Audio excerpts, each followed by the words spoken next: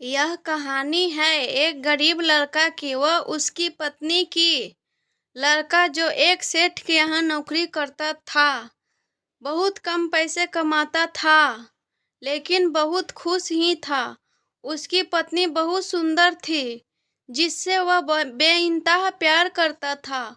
उसकी पत्नी के बहुत ही लंबे सुंदर बाल थे। वास्तव में वह अपनी पत्नी के बालों को बहुत पसंद करता था। एक दिन पत्नी के बालों में लगाने वाला हेयर क्लिप टूट गया।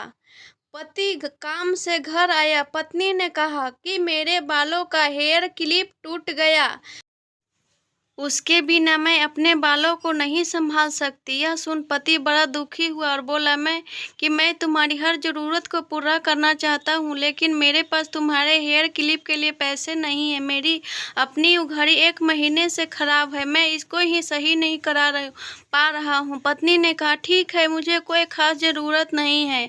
अगले दिन पति काम पर जा रहा था, लेकिन उसके मन में वही बात चल रहा था कि मेरी पत्नी ने पहली बार मुझसे किसी चीज़ की कहा था, लेकिन मैं उसको भी पूरा नहीं कर पाया। फिर उसका ध्यान अपनी खराब घड़ी पर पड़ गया और उसे घड़ी सुधारने वाली दुकान पर जाकर कुछ रुपए में बेच दी। घड़ी खराब थी, इसलिए कुछ ज़्यादा रुपए